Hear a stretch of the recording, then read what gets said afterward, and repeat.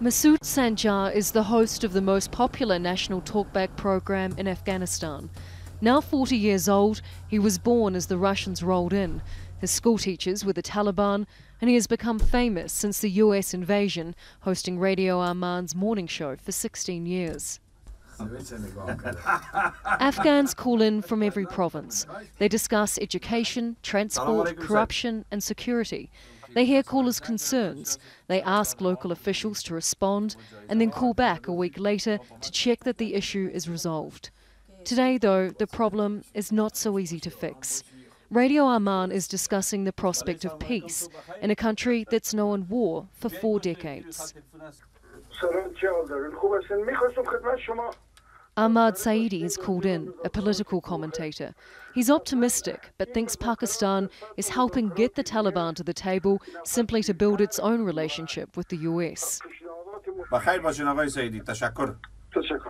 Callers know very little about what's being proposed for their future. The talks are behind closed doors between the Taliban and the US in Qatar, some 2,000 kilometres from Kabul. We have come a long way. A 10-year-old kid is 27 now. He has been growing up with TV, with freedom of media, with social media, with Instagram, expressing their minds, wear whatever they want to, look however they want to. Can we keep this? We don't know. Afghans are wary of war and hopeful for peace, but they wonder at what cost will peace come? If the Taliban get political legitimacy, will it turn back the clock on nearly 2 decades of what many consider social progress? The Taliban now says it supports women's rights and has evolved, but some Afghans question if that's true across all Taliban ranks. But the people who you see in Doha are stylish, fashioned, not any sunburns or cold burns on their faces. You see them like they've been in a very, very good life. So there are, I think, 2 different faces of the Taliban.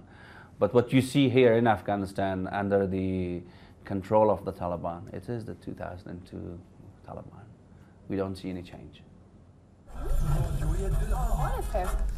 Radio Arman in English translates to Radio Hope. Their listeners have plenty of it. God willing, it has a positive effect with Mullah Badada involved in the peace process. We are hopeful. We want peace as soon as possible. The red ribbon hangs from Abdul's rear vision mirror. It's meant to ward off evil spirits. The hope now, if Taliban-US talks are successful, is that peace may replace superstition.